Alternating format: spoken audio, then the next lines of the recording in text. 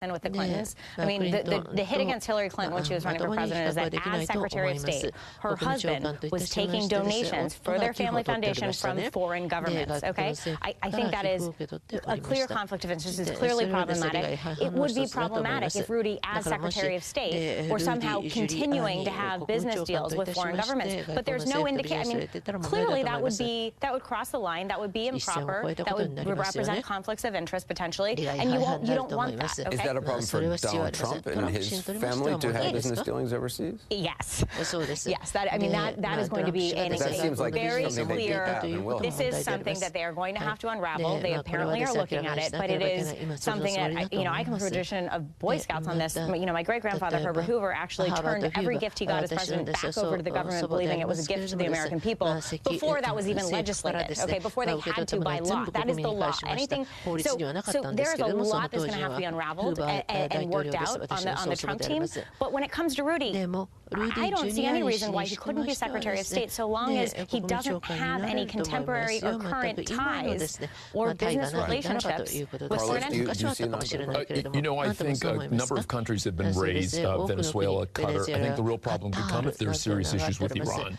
You heard how strong Trump was during the campaign, talking about the Iranian deal. I think if there's real problems, even if it's just appearance-wise, I think that'll be difficult. But the reality is Donald Trump's win was so unexpected that he's got a lot more flexibility. He owes very few people, and so if he decides to take a risk on behalf of Rudy Giuliani, the reality is he'll have more flexibility than Barack Obama or George W. Bush would have had. The other question, Jeffrey, is, at this point for President-elect Trump, it's about expending political capital. Every decision he makes expends a little bit, and he's got to pick and choose where he wants to expend that capital. This is the way of the world. I mean, the only thing, as I said to somebody in the Trump circle, I said the only thing worse than losing is winning.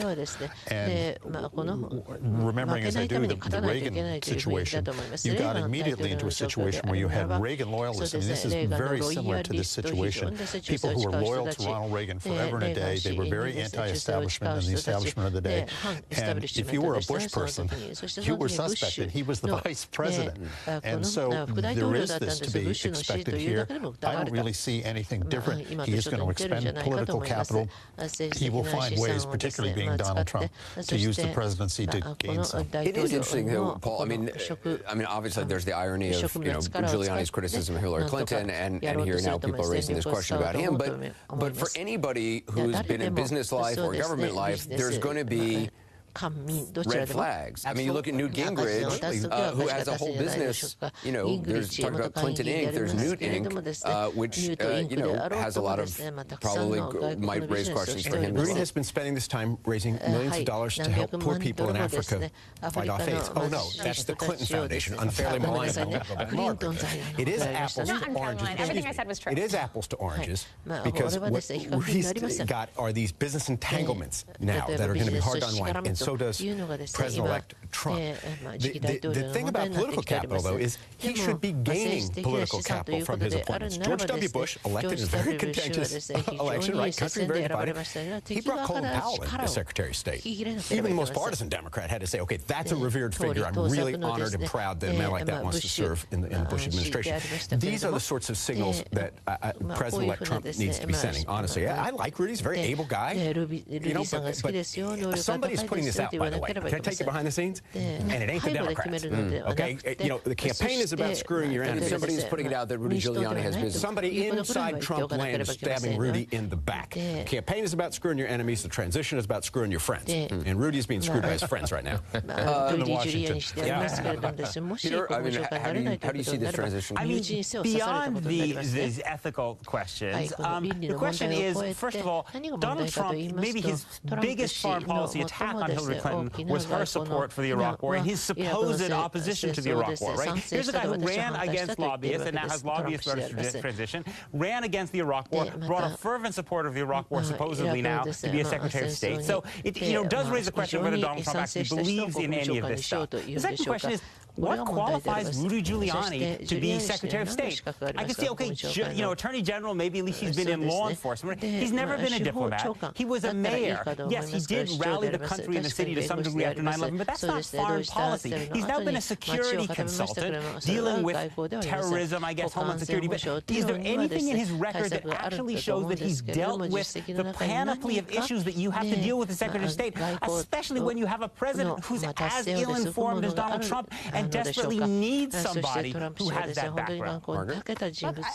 Peter raises a very fair point that a lot of Republicans are raising now, too. I mean, there's this National Review is saying the same as much. Richard Lowry, the head of National Review, tweeted the same thing today. I mean, this is, as Paul says, this is a fight on the Republican side about who's going to be the best Republican to serve Donald Trump. But the reality is it's not really even a fight because Trump won, as he said, unshackled by Paul Ryan and all the other classic Republican support. And so I think it's clear that absent there being some real criminal misdoing or something that looks so bad that he thinks it's going to meaningfully retard his efforts, he's going to take his chances. He's going to be unconventional. Why would he stop now? It is interesting how it seemed how important loyalty is to Donald Trump. Yeah. I mean, we've seen this time and time again. We learned this on the campaign trail. But we're seeing it. I mean, Rudy Giuliani was an early backer of Donald Trump. And part of any transition is rewarding those people who have been loyal, whether it's good or not. There is nothing unusual here about what's going on.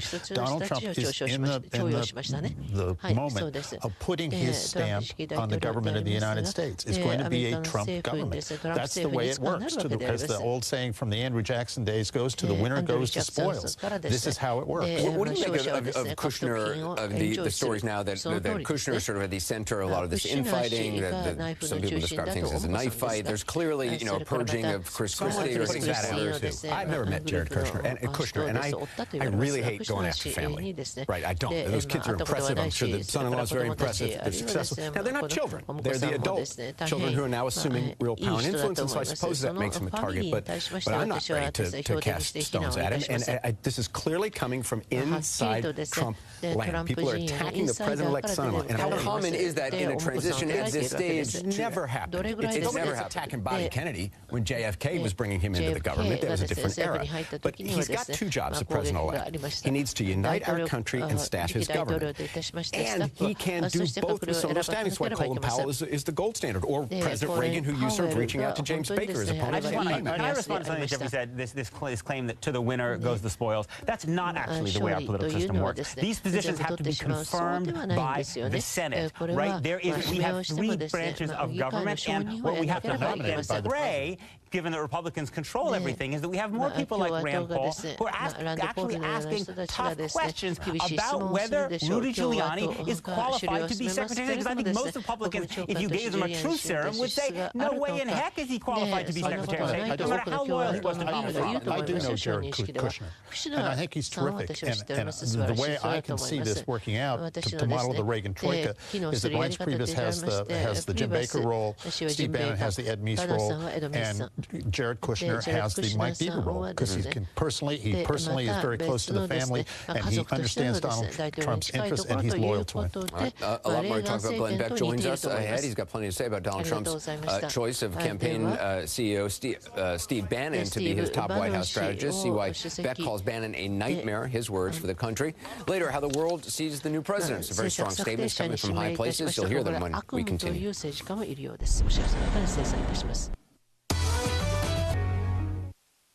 Our top story tonight is the infighting over who will be asked to serve in the new Trump cabinet. Sources telling us that Trump's son-in-law, Jared Kushner, is the source of some of the friction. Our next story is about someone who's already gotten the call to serve, Steve Bannon, the newly named chief strategist and senior counsel to the president.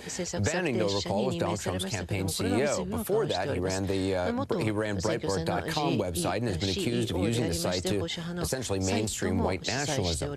In a moment, Glenn Beck, a conservative critic of the Bannon appointment, but first a Democratic voice, Senate Minority Leader Harry Reid, who spoke out sharply today. Senator Jeff Zeleny joins us now with that. Reid certainly didn't hold back today. He actually was just speaking on the Senate floor. Specifically, what did he have to say? Anderson, it was Senator Reid's first speech on the Senate floor since Donald Trump was elected a week ago tonight. How so much time seems to have gone by, but Senator Reid wanted to bring it back to the very beginning here. He called on Donald Trump to get rid of Steve Bannon. He said he has no place just being steps away from from the Oval Office. But then he turned this Senate floor speech into a personal speech, and he explained why he said children are terrified. But on Wednesday, a 7th grade girl wrote feeling frightened to be a woman of color in America because Donald Trump was President-elect. If we ignore her voice and other voices, this 7th grader, we left to conclude that we as a nation find her fear acceptable.